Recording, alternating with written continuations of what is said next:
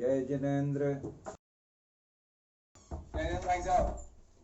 नमो हरिहंताणं, नमो सिद्धाणं, नमो आर्याणं, नमो वज्रायाणं, नमो लोये सव्यसाहूणम्। भारतीय ज्योतिष विद्या की कक्षा में आप सभी का हार्दिक स्वागत है।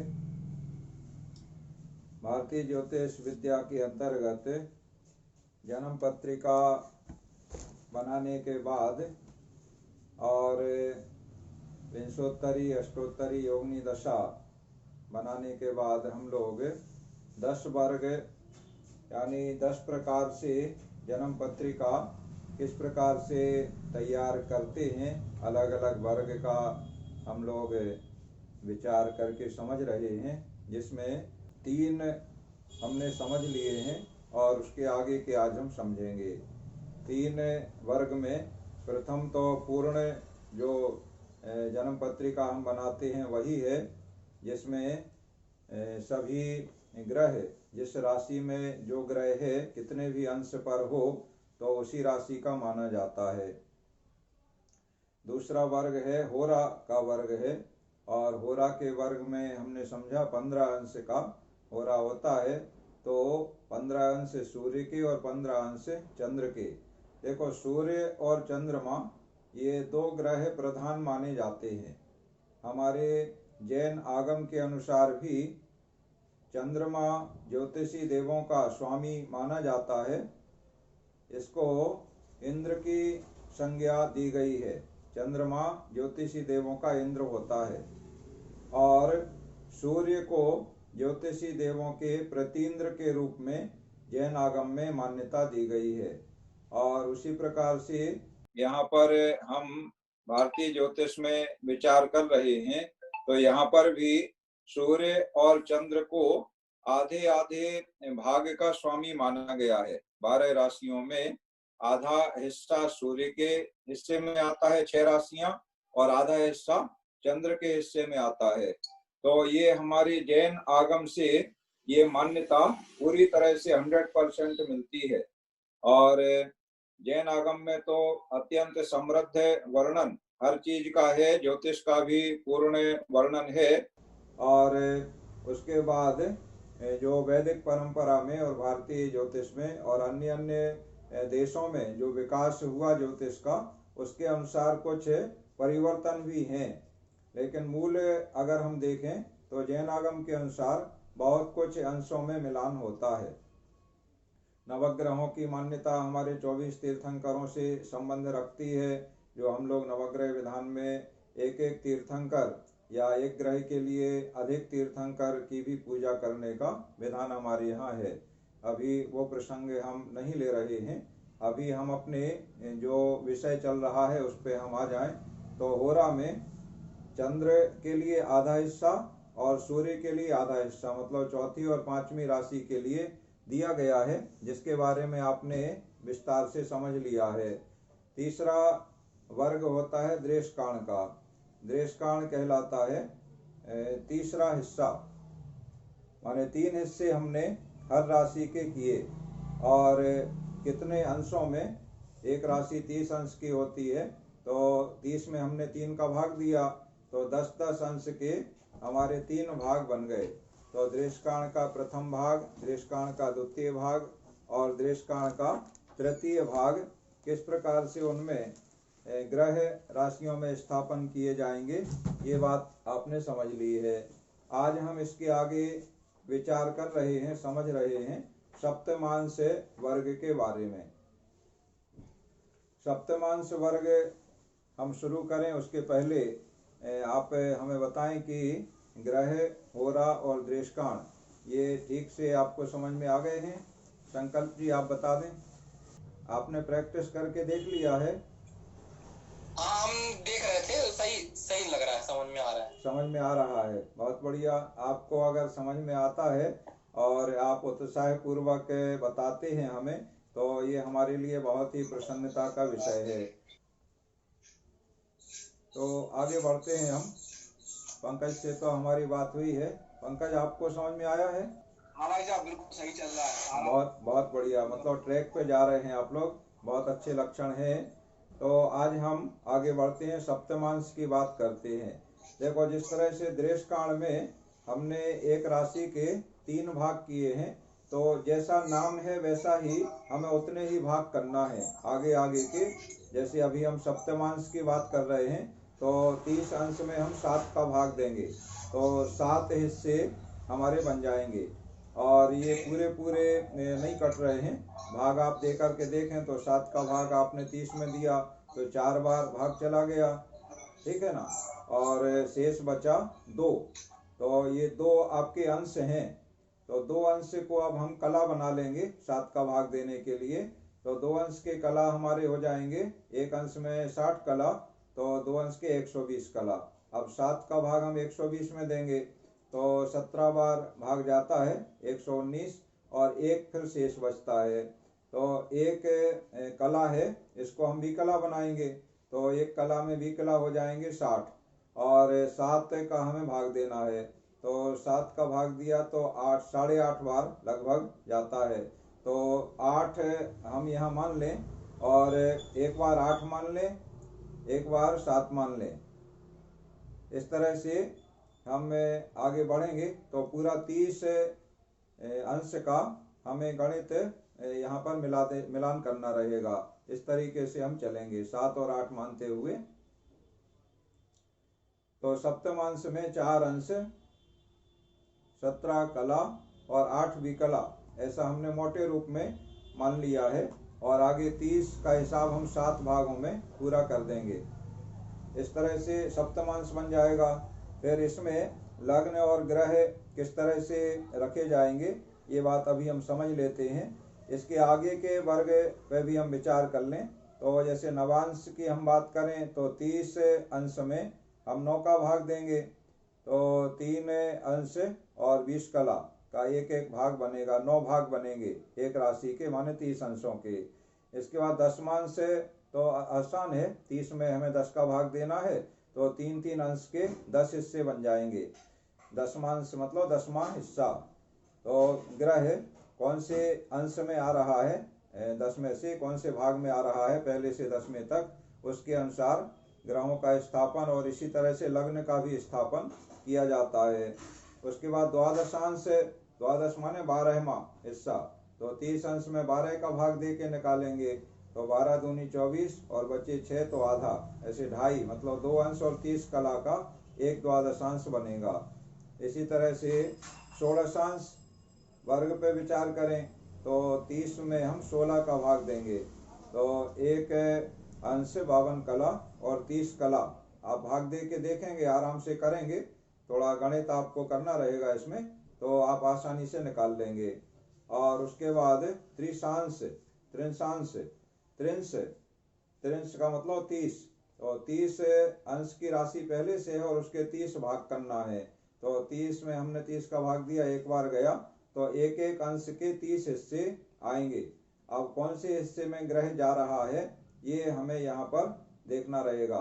अब आप देखो, जो ग्रह स्पष्ट हमने शुरू में किए थे सभी नवग्रहों को, और लग्न स्पष्ट हमने किया था, तो उसका अब यहाँ पर आप समझ रहे होंगे कि कितना अंतर आ जाएगा। अगर हमने ग्रह स्पष्ट नहीं किया सही तरीके से, तो कोई राशि की जगह कोई राशि में हमारा ग्रह चला जाएगा, और आगे जो हम फलादेश करने वाले हैं, तो फिर जब हमारा ग्रह ही गलत राशि में अगर हमने रख दिया है, तो फलादेश हमारा सही कैसे होगा। कोई पाप ग्रह में चला गया, कोई उच्च में चला गया, कोई नीच में चला गया, कोई मित्र में चला गया, कोई शत्रु में चला गया, ऐसे बहुत सारे विकल्पों पे हमें फलादेश के लिए विचार करना होता है। तो सही स्थापन ग्रह का होए तो हम सही उसका फलादेश कर पाएंगे, और जब सही फलादेश होगा हमारा, तो निश्चित रूप से जिसके लिए भी हम फलादेश कर रहे हैं उसे इससे लाभ होगा। वो मतलब अगर उसको कोई ग्रह नुकसानदायक है तो समय पे वो समझ जाएगा, तो समय पे समझ जाएगा तो उसके लिए सचेत रहेगा। जैसे हमें अगर पता है कि आज बारिश होने वाली है, हम घर से बाहर निकल रहे हैं, तो हम इस तैयारी से निकलें कि बारिश से हम अपना बचाव कर लें। या आज आंधी तूफान आने वाला है, ये हमें पहले से पता है, तो हम उस तरीके से निकलें। और अगर उस तरीके से नहीं निकले तो हम बड़े संकट में पड़ जाएंगे। तो वो बचाव करने के लिए सही सूचना हमें सही समय पे मिल जाए। तो अच्छी सूचना हो या बुरी सूचना हो, दोनों का हमारे लिए लाभ है। बुरी सूचना है तो उससे हमें कैसे बचना है, और अच्छी सूचना है तो उसका हमें अधिकतम लाभ कैसे लेना है। जैसे हम लोग मुहूर्त निकालते हैं, तो मुहूर्त में शुभ दिन, शुभ घड़ी, शुभ समय, शुभ नक्षत्र, ये सारी चीज देख करके तो उस समय में कोई जो कार्य किया जाता है तो वह अधिक फलदायी होता है, अच्छा शुभ फल देने वाला होता है। यही ज्योतिष शास्त्र की महत्ता है, जो प्रारंभ में ही हमने आपको सबको बताई है कि ज्योतिष शास्त्र सूचक ग्रह सूचक है, माने सूचना देता है, बताता है अच्छे बुरे के बारे में, विधायक नहीं है, यानी करने वाला नहीं है।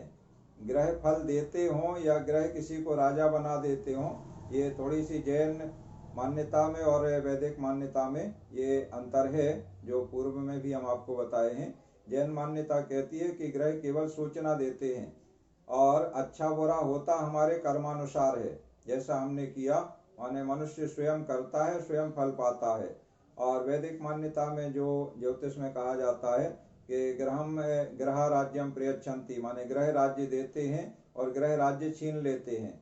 ऐसा नहीं है, ये हमारी मान्यता इस तरीके से आपको अपनी दृढ़ता बनानी होगी जैनागम के अनुसार। तो त्रिशांश में 30वां हिस्सा, एक एक अंश के भाग आएंगे, और अंतिम है षष्ठ्यांश। षष्ठ्यांश में 60वां हिस्सा। अब देखो, आप 30 अंश की हमारी राशि है, उसके 60 भाग करना है। तो 30 अंश के हमने 60 भाग, माने 30 अंश में 60 का भाग दिया, तो 60 का भाग 30 में जाता नहीं है, तो शुरू में ही हम अंश के कला बना लेंगे। तो 30 अंश के कला, तो 30 गुणा 60 हमने किया, एक अंश में 60 कला होने से तो 1800, फिर उसमें भाग चला जाएगा 60 का, तो 30 कला का एक षष्ठ्यांश आएगा, माने आधे अंश का।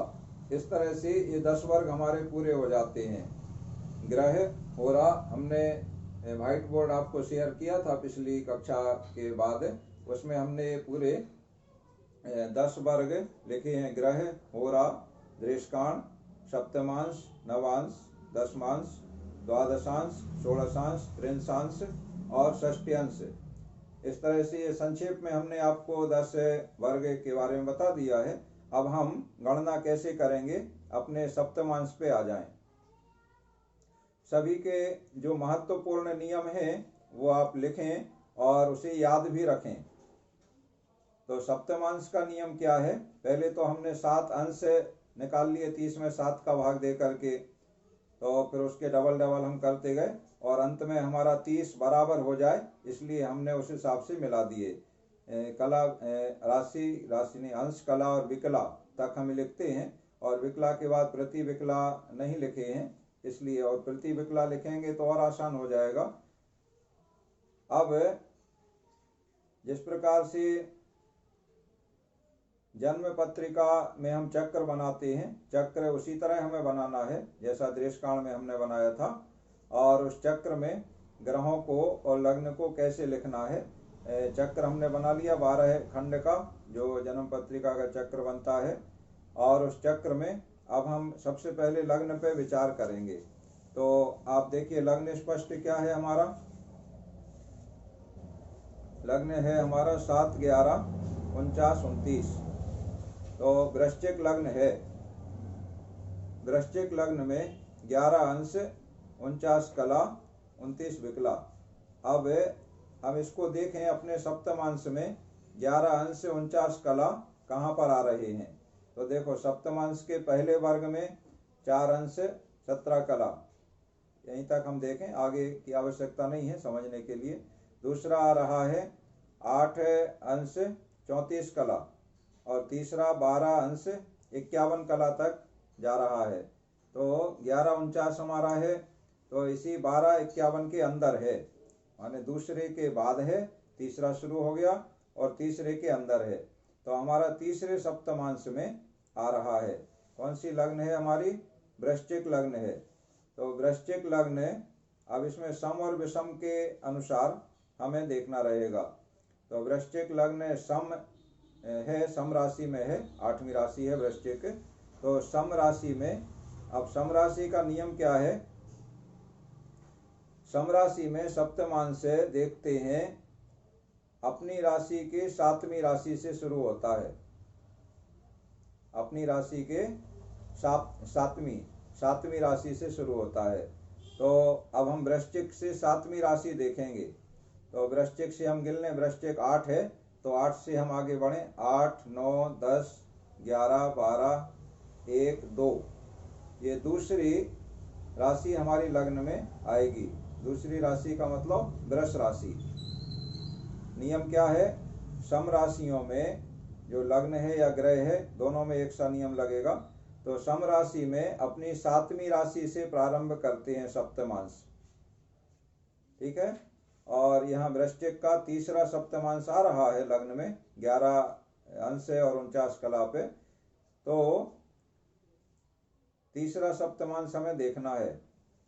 अब तीसरा सप्तमांश हमारा कैसे आएगा? तीसरा सम राशि में सप्तम राशि से तो शुरू करेंगे।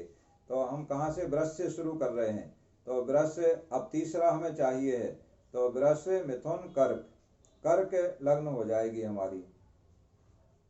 सम राशि में सातवीं राशि से शुरू करेंगे सप्तमांश, और तो सप्तमांश फिर पहला सप्तमांश, दूसरा सप्तमांश, तीसरा सप्तमांश, ऐसे गिनेंगे। तो सातवीं राशि वृष राशि है, वृष राशि से तीसरा सप्तमांश, तो वृष, मिथुन, कर्क, कर्क लग्न हमारी हो जाएगी। तो आप लिख लें कर्क लग्न, कर्क लग्न हमने लिख लिया, कर्क लग्न लिख के बता दें हम आपको। देखो हम व्हाइट बोर्ड निकाल रहे हैं, ये हमने चक्र बना लिया और गणना हमने पृथक से कर ली है। और इसमें ये आ गया हमारा लग्न में चौथी राशि। और आगे के तो हम लिख लेंगे 4 से 5, 6, 7, 8, 9, 10, 11, 12, 1, 2 और 3, ये सभी राशियां हमने 12 भावों में लिख ली। अब हमें इसमें सप्तमांश वर्ग के ग्रह स्थापन करना है। तो ग्रह में भी हम देखते जाएं, ग्रह स्पष्ट, और ग्रह स्पष्ट के अनुसार हम लिखते जाएं। नियम आपको हमने बता दिया, सम राशि में सप्तम राशि से देखते हैं और विषम राशि में उसी राशि से देखते हैं। उसी राशि का मतलब जो ग्रह जिस राशि में है उसी राशि से सप्तमांश शुरू होते हैं। किसके लिए? विषम के लिए। विषम का मतलब पहली राशि, तीसरी, पांचवी, सातवीं, नौवीं, 11वीं, इन राशियों में जो ग्रह हैं उनको उसी राशि से 7 वर्ग देखते हैं। और सम राशि में जो जिस राशि में ग्रह है उस राशि से 7वीं राशि से प्रारंभ करते हैं। बस इतना ही नियम है। इसको ध्यान रखते हुए हमें अब सारे ग्रह स्थापन करना है, लग्न और ग्रह। तो लग्न हमने कर लिया। अब सूर्य ग्रह देखें, तो सूर्य ग्रह है हमारा 6, 4, 27, 42। 6, 4 का मतलब 6वीं राशि पूरी हो गई है, 7वीं राशि चल रही है। 7वीं राशि तुला में 4 अंश 27 कला पर सूर्य ग्रह है। तो सबसे पहले हम सम और विषम देखें। तो 7वीं राशि तुला में है, तो तुला कैसी है? सम है कि विषम है? तुला 7वीं है तो 7वीं है तो विषम है, विषम राशि है। अब विषम राशि में इसका सप्तमांश कौन सा बनेगा ये हम देखें। तो 4 अंश 27 कला, तो सप्तमांश अभी हमने निकाला है। तो 4 अंश 17 कला तक पहला भाग आ रहा है, 30 में 7 का भाग दे के जो निकाला है, और उसके ऊपर दूसरा भाग शुरू हो जाता है। तो यहाँ पर 4 27 ही है, दूसरा भाग 8 34 तक जाएगा। तो ये दूसरे भाग में आ गया। अब तुला राशि में सूर्य है, तो तुला से, ये तुला है विषम, विषम में उसी राशि से प्रारंभ करते हैं। तो उसी का मतलब तुला से ही प्रारंभ करेंगे। तो पहला सप्तमांश जाएगा तुला में और दूसरा जाएगा वृश्चिक में। तो यहाँ हमारा दूसरा सप्तमांश है सूर्य ग्रह के लिए। तो सूर्य ग्रह कहाँ चला गया? हमारा वृश्चिक में चला गया। ये वृश्चिक है, 8 लिखा है, तो यहाँ हमारा आ जाएगा सूर्य। ये इस तरह से ग्रहों का स्थापन होगा। इसी तरह से चंद्र का आगे के ग्रह आप स्थापित कर लेंगे।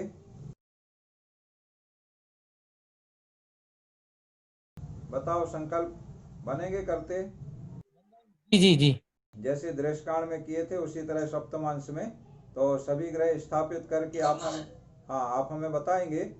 तो अगर आप सही किए करेंगे तो बहुत अच्छा है, अगर कहीं आपको दिक्कत आएगी तो हम आपको समाधान कर देंगे। अन्य लोग भी, ठीक है जी। हाँ, बहुत बढ़िया। तो हम आगे बढ़ जाएं जल्दी जल्दी। जैसे पंकज जी ने पिछली कक्षा में अपने भाव व्यक्त किए थे कि जल्दी से भाई साहब आप तो हमें फलादेश करना बता दें। तो फलादेश करना हम जल्दी बताएंगे। इसके लिए थोड़ा जल्दी जल्दी आपको बढ़ना होगा जिससे कम समय में ज़्यादा आप समझ लें। तो हम इसमें अब आप ग्रह स्थापन का कार्य आपके ऊपर छोड़ देते हैं, आप इसको करें।